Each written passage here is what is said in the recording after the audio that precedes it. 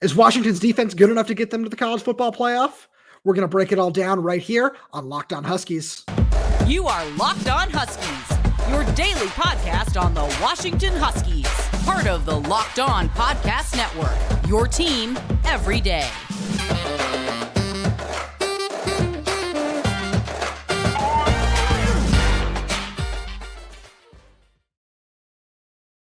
Welcome back to another edition of Locked On Huskies. I'm Tomashoff. That's Lars Hanson. We write for Inside the Huskies with Fan Nation and Sports Illustrated. You can check out all our work over there at si.com/college/Washington. We appreciate all you everydayers out there making this your first watch or first listen of the day. Today, Lars, we are going to be talking about Washington's defense. And we've seen some good things from the defense. We've seen some not so great things from the defense over the first two games. And the question today is very simple. And it's laid out in the graphic, but can this defense do enough to help Washington get to the college football playoff? Yeah, without the caveat of, injuries playing a role, I think they have, from a depth perspective, I think they have enough bodies to make it work, right? It's not going to be the world's best defense, But again, all we're asking is, can you hold opponents to 28 points a game, 25 points a game? Like, that's kind of the bar. You're not asking for 21. You're not asking for 18. You just got to hold them under 30, really under 35, right? You're not asking a ton from this defense, but also they can't make the same mistakes that they have at times, right? Not consistently, but at times in the first couple of games. And I think this Saturday against Michigan State is kind of going to be the real true test of where this defense actually is at. I like that a lot, and I kind of wanted to take it a step further than that, because yes, this is the first true test, and that was one of the reasons that we wanted to ask this question today. Is because they're playing at Michigan State, who is, no disrespect to Boise or Tulsa.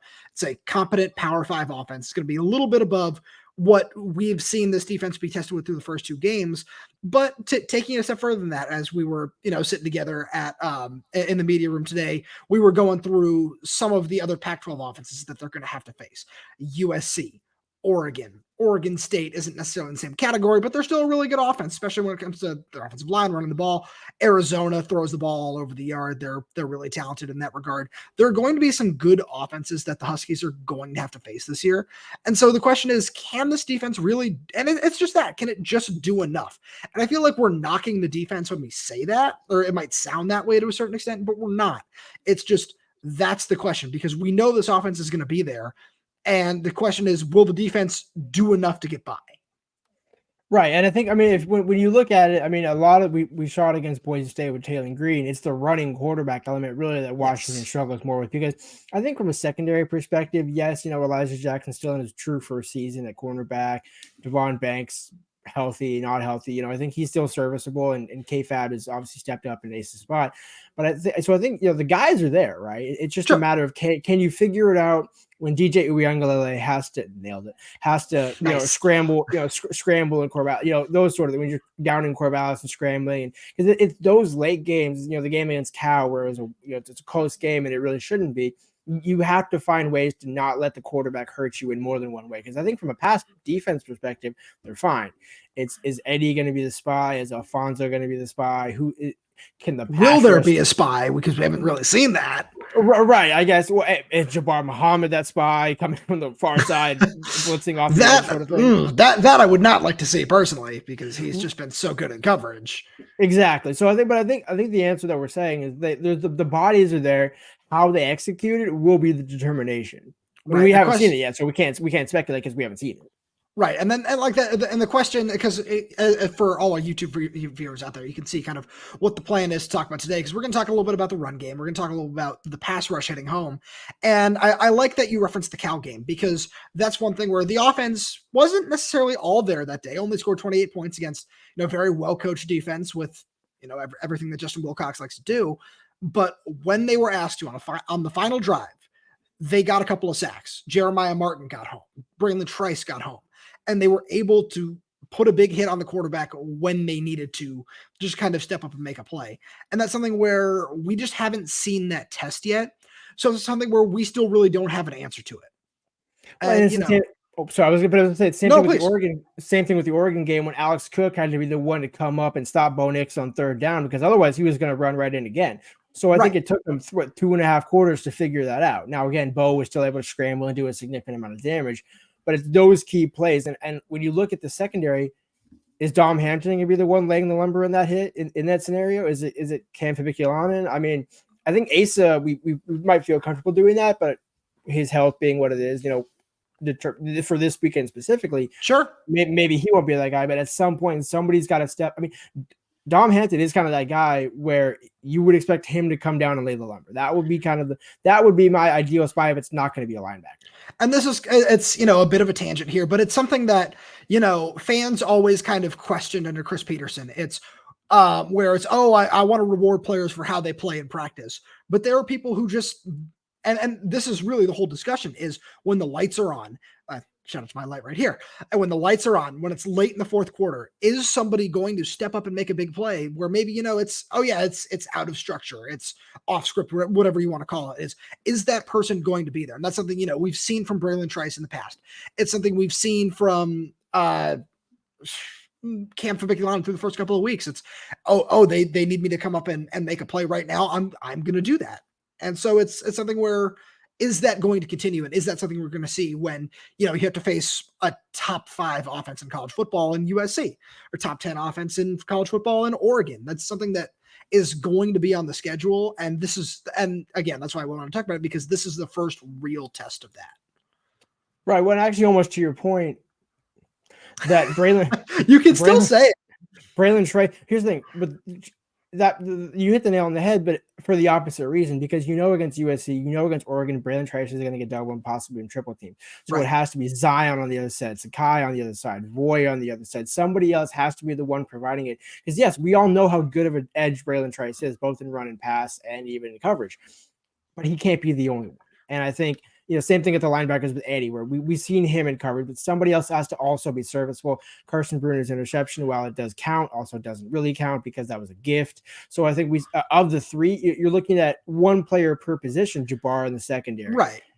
Bralen on the edge, Eddie up the middle, but you need more than those 3 guys. I'm sorry. I do kind of want to say, like, the one thing that, I kind of took away from Monday's press conference was when Chuck Morrell, co-defensive coordinator, safeties coach, was up there, and he talked about how he's not too concerned about the pass rush, because that's the one thing, against Boise State, against Tulsa, where they kind of know, okay, we're outgunned here. So what are we going to be able to do to kind of counter UW's strength? And one of the big strengths that we talked about going into this year was that defensive line, and was their ability to get after the passer. And that's something where what Morrell said was, they were, leaving in a lot of extra guys in protection. They were going to a lot of max protect kind of route, or kind of calls here. So it's a little bit harder to get after the quarterback. And it's something where, kind of looking forward, where, you play in Arizona, they've got a really talented offensive line. You play in Oregon, whose offensive line is always really well coached, as we know. They aren't necessarily going to always leave a tight end and a running back in on protection. They might just say, okay, it's 5-on-4, go do your thing. And there might be some extra opportunities there. And that's kind of where I think, again, these questions stem from, is when in those max protect, or when they're not in those max protect kind of calls, what's the defensive line going to do? Right. And again, since we haven't seen much of that, it's hard truly to know. We can't really go back to last season because, again, Jeremiah Martin was a key. That's the thing that I was trying to hit on, is you had Bralen and Jeremiah last season. You don't have that true second body this year. So it has to be manufactured in some other way, which they do have bodies, but we just haven't necessarily seen it. And also, if you're going to go to max protection, then the secondary has to hold up. Elijah has to hold up. Devon has to hold up. Somebody else besides Kalen Fabiculanen has to make an interception. Right. I like that a lot. And, switching gears here, pun intended, we got to take a second to talk about our friends over at eBay Motors. Passion, drive, and patience. What brings home the winning trophy is also what keeps your ride or die alive. eBay Motors has everything you need to maintain your vehicle and level it up to peak performance, from superchargers, roof racks, exhaust kits, LED headlights, and more. Whether you're into speed, power, or style, eBay Motors has got you covered. With over 122 million parts for your number one ride or die, you'll always find exactly what you're looking for. And with eBay Guaranteed Fit, your part is guaranteed to fit your ride every time, or your money back. Because with eBay Motors, you're burning rubber, not cash. With all the parts you need at the prices you want, it's easy to turn your car into the MVP and bring home that win. Keep your ride or die alive at ebay.com/motors. eBay Guaranteed Fit, only available to U.S. customers. Eligible items only. Exclusions apply. All right. we talked about the defensive line, and we talked a little bit about the linebackers, and now we're going to mesh the two together. We got a great question, and it's from, I believe it was Bill Collins on YouTube, and he was asking, is there going to be a safety that comes down and run support? And I replied to him through our Locked On Huskies YouTube account, and I said, that's a really good question, but it's also really hard to tell because, first of all, the coaches aren't going to tell us that. Right. We're never going to drag that answer out of any member of the coaching staff, no matter how much, we might get it good with them, or no matter where the conversation goes, they're never going to come out and say that. But also, it's a really tough question because Asa Turner's health is something to consider in this. I think that Dom Hampton would be great to bring down into the box in run support. But at the same time, it's all right. Are we really going to just leave 3 or 4 guys in the back end and coverage? Just because at that point, if you're bringing a safety down into run support, really the only coverages that you can call are man. Like it kind of takes away a lot of what you'd want to do in zone coverage if you're selling out with 7 or 8 guys in run support. So there's a lot of a nuanced discussion there where you kind of just have to, where I feel like that has to play into this discussion. No, I agree. And I think we touched on it a little bit in the first segment when I talked about Dom being the one that would come down. Then you're also going to have a single high safety who is either covering a slot or the tight end. And then also if you're selling out to do the run, you can't get bit on the play action, which is kind of in the past where Washington has kind of suffered in that. But again, when we talk about Jabbar being on the outside, I think you're willing to take that bet. The problem is, are you willing to take that bet with K-Fab and Devon or Elijah or Thaddeus or whoever is that second cornerback? I don't necessarily know. We're going to find out this weekend. I guarantee you we're going to find out this weekend. But right now, we don't truly know. Right. And I feel like there's this extra question of, even if you bring an extra body down to stop the run, does that mean these gaps are going to be filled? Because I feel like a lot of times what we saw in the Tulsa game where there was linebackers just kind of waiting around 4 or 5 yards downfield before first contact, where it's just kind of, okay, we're just going to wait right here. We're going to sit and not let them get by us instead of attacking downhill. Yeah, and I think it almost gets back to the thing about the pass rush and just everything in general, where it's not that you're not there, but you got to finish. It's like if you're already in position, why not close? Why not take 2 or 3 yards away? Because that's the difference when it comes to third down. If it's 3rd and 1 versus 3rd and 4, because then you get a 2-yard gain on third down, then you're forcing a team to either go for it or punt. Those are the very, very small, to your point, nuances that's when it's really going to matter down the middle to late part of the season again. And it really starts this weekend. It's almost like the first 2 games are your preseason games. Now the lights are on. Now it really matters. Now we get to see what you really can do. And there's going to be a lot of questions answered, I think, one way or another on Saturday. I agree. And I think another thing we kind of have to add into this discussion is, what is the defensive game plan week by week? Where with Michigan State, they've talked a lot, coaching staff has already talked a lot about Michigan State's running game. And so maybe, we're going to see an extra body down there to just kind of sell out to stop the run. Whereas if you're playing, I don't know, Oregon or USC, where it's, we're a little bit more afraid of what they might do through the air. So no, we're going to kind of dare them to run the ball.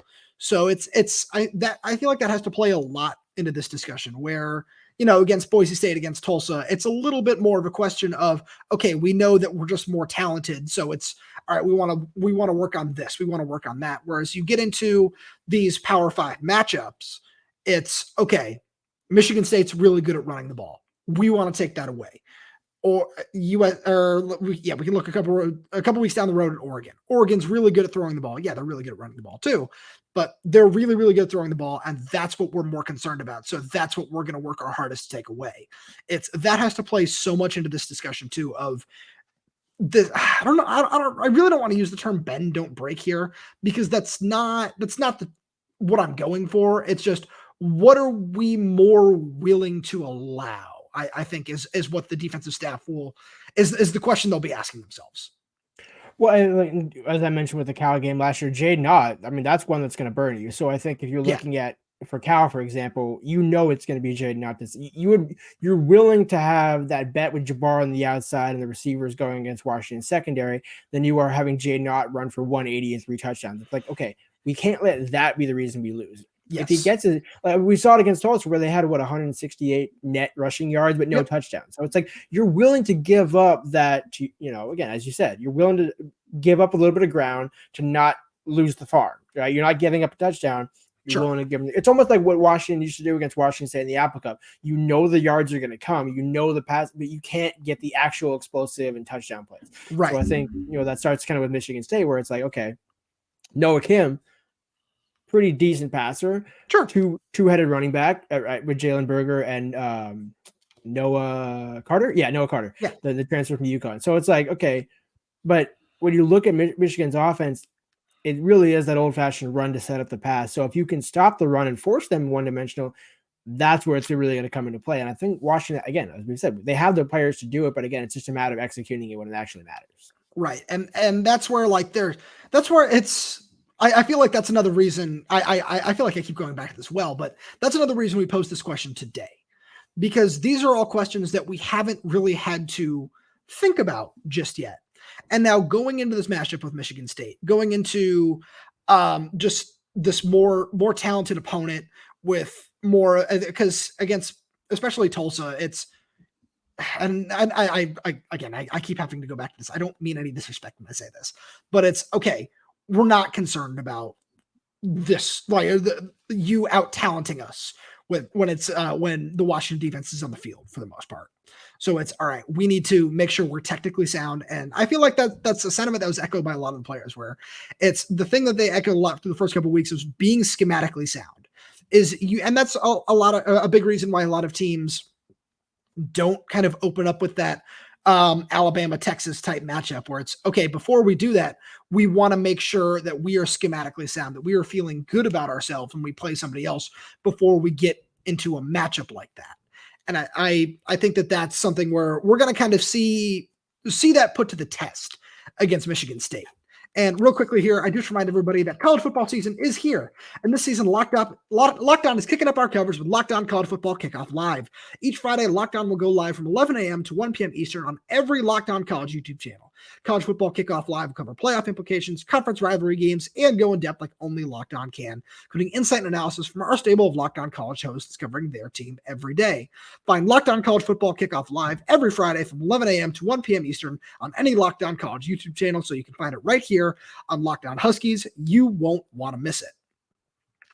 Lars, I cut you off. Please feel free to just pick right up there. Because I was going to say, thinking back to the Michigan State game last year, to bring it back to this week and specifically this team, because every time we preface, when I asked Morel, again, all opponents being considered, right, the first 2 weeks of the season. But one thing that did hurt Washington in the second half, and we saw it against Boise State, was the screen game, was those short, right. and actually we saw it against Texas as well. It was always those intermediate.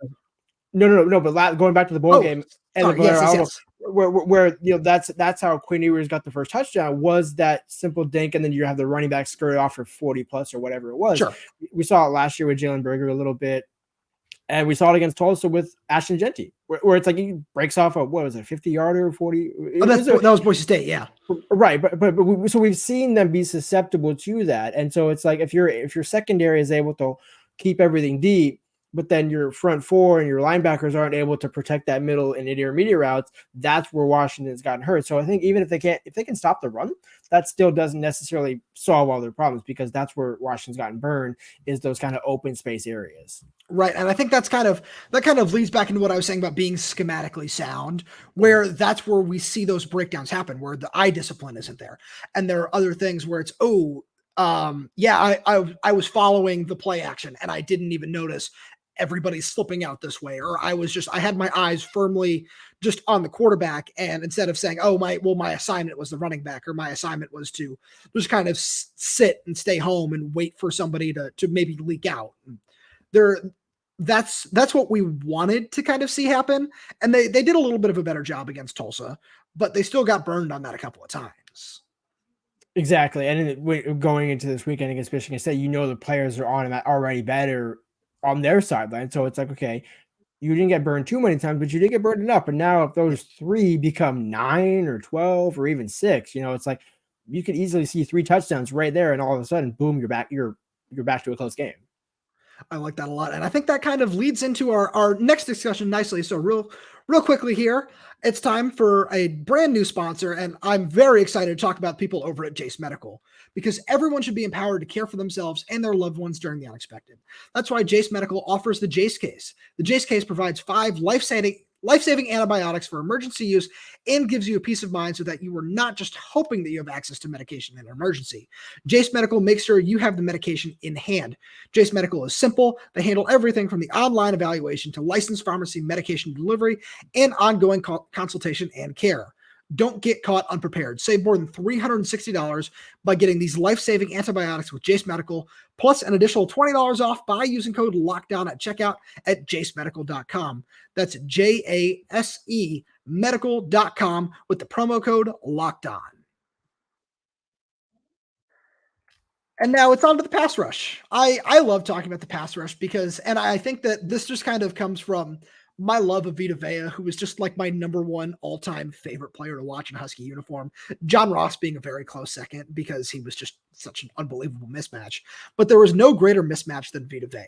And I just wanted to let, all our everydayers out there just kind of take a second to reminisce about how much fun it was to watch Vita Vea during his time in a Husky uniform. And my point being, I love good defensive line play. I'm sorry, I got off on my tangent there. I love good defensive line play.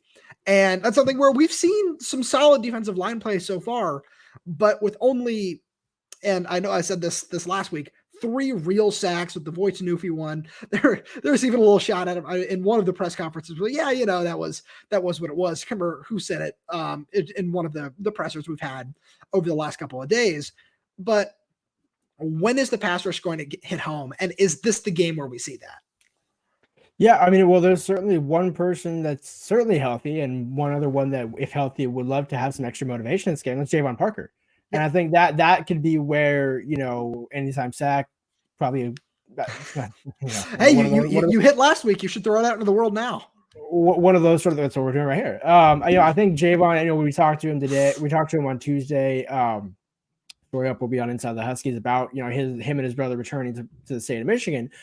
They do have a lot of added motivation. And when I asked Chuck Burrell on Monday, he said that Javon Parker has been a stalwart. And I think we really kind of have seen that he's still behind Tuli Tuligasanoa and MJ Ale, but he's been right there kind of almost as that third guy next to Tuli. Not that MJ hasn't been good, but I think he's it's almost like the first guy off the bench sort of thing. He's more of a run stuffing kind of guy who kind of fills in the pass rush where needed, where Javon, I think that he's really stout against the run, but his pass rush prowess just kind of is what gives him that edge. I hear what you're saying. Exactly. And so I think it was almost kind of tying the last few segments together. It's not that he can't stop the run, but I think especially like on a third down, I could easily see Javon tying off. And it almost reminds me of something that Kyle Flood, this is a little bit of a recall back to the last segment, but it matters right now. Kyle Flood said that this is it's a pro style defense, but it's also a multiple defense because you could have a 4 down linemen that are all edge rushers, and then you can have a base defense. And so I think Washington's got so many angles that they can kind of take to stop. If one's not working early in the game, you can kind of pivot to this a little bit because the coaches have been game planning for these sort of things throughout the offseason and fall camp. So I think as long as you got the bodies healthy, which they do, because Zion should be back, Parker's healthy. We won't get into the whole Zach Durfee situation because we need to like just state that, still no update. We don't know what's going on. So respectfully, don't ask. We have no idea. Nobody does. I mean, like I said, like I told you today before we got going with the media interviews, I'm like, why not just run Zach Durfee out there? Just what's the harm in that? But then of course the NCAA would make you forfeit that result and things like that. So again, for all the UW fans, it's like, why don't they just run him out there? That's why. We wish we could see that happen because he's so talented, man. But having said that, I think there's still, aside from him, all the bodies that you have eligible in the room, there's plenty of talent there. But we didn't see Zion last week against Tulsa, kind of just a rest day for him. This could be his coming out party, right? If it's not Bralen's coming out party, it's going to be Zion's coming out party, or maybe Javon Parker gets a pair of sacks, that sort of thing. But this game kind of screams somebody's going to get double teamed and somebody's going to come free. The question is who is going to be the free one. I like that a lot. And I kind of want to add to that point a little bit because you talked about the 4 down edge front. You talked about just some of the things they've done up front. And the one that I tried to hammer home the point over the offseason about was the bear fronts that we were saying. The bear fronts with 3 defensive tackles. Sometimes we see a linebacker line up at one edge spot and an edge rusher at the other. But not only does that help against the run, but it just helps as a blitz package where if you have Jacob Bandis and Javon Parker out there with Tuli or Fatui Tuitali or whoever it might be in that front, that it just kind of allows for more one-on-one matchups, or it kind of forces the offense to call a max protect and leave a couple extra guys in there to just make sure that they can handle that. But that's something where we can kind of talk about some of these early injuries that we've seen with Fatui Tuitele not being on the field just yet, with Armand Parker being a scratch for the first couple of games, with the whole Zach Durfee thing. Yeah, he plays edge, but we've seen him line up at the inside during fall camp, where those guys not being active, Zion Tupuola-Fatui not playing in the Tulsa game, where seeing that and just kind of, for one reason or another, the depth on the defensive line being a lot thinner than we expected it to be. Where, yeah, we've seen guys like Boy Tanufi and Sakai Salafua step up and have their moments. And Lance Holtzclaw, who has really impressed me, and somebody I know I hit that nail on the head over and over and over again throughout fall camp, but he's really impressed me. His burst is there. You see him whenever he's out there, he is winning his reps. And yeah, it might take him an extra second or two to get to the quarterback, but he's holding a contain and he's making sure that the quarterback isn't rolling out and getting around him and breaking that contain to his side. So we've seen that from him. We've seen Maurice Himes have a really nice hit on special teams. He hasn't really gotten into the defense a whole lot just yet, at least early on in the games that we've seen. But that's something where those guys are really talented and it's really promising to see them do what they're doing. But it kind of speaks to the NCAA holding out Zach Durfee, some injuries happening at defensive tackle, which, yes, these are things that are going to happen. But with all that happening, it kind of also speaks to why we haven't seen the pass rush succeed as we might have expected to so far to this point in the season. Exactly. And also, I mean, Tulsa running for 160. I mean, they have a couple of good running backs, but you would normally think Washington would be able to, maybe you're closer to 100 than 200, right? That sort of thing, where maybe you're giving up 90 yards sort of thing, maybe 95. Again, yes, you don't give up a touchdown, but it does almost kind of seem like, okay, you said it earlier where it's like you're bending. And it's like, okay, well, at some point, can we stand up and not bend? And I think they can. But again, sure. And we keep repeating the same point that this is the true litmus test for this defense and really for the whole team in general, but especially the defense, because we know what the offense is going to be. It'll be more of a surprise if they don't show up, right? But the defense, if they kind of start to struggle maybe early in the first half, it's like, okay, they're feeling it out. We kind of expected this to a degree. Can they hold on in the second half is going to be the truth. Right. And that kind of leads into the question that I wanted to pose here is there, what's it going to take against Michigan State for you to say, okay, I'm officially concerned about this pass rush or this defense?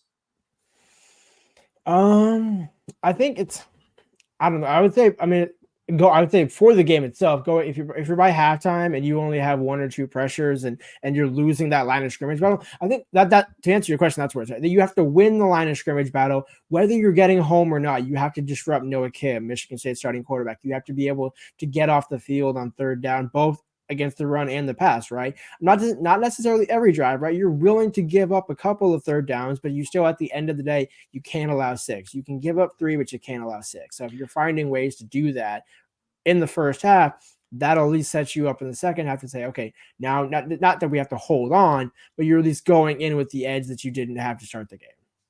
Right. And actually I feel like that's the one thing we actually haven't gotten to yet. And I really wanted to make sure that we hit on is third downs, is getting off the field on third downs.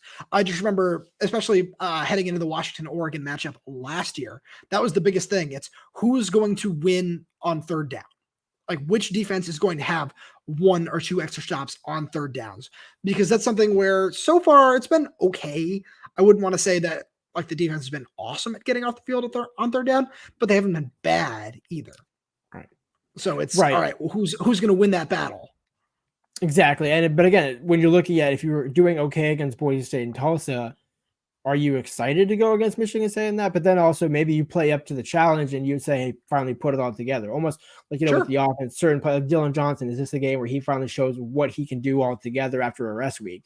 Zion Tupuola, can he come back after a rest week and maybe get a sack and a half and 4 or 5 tackles?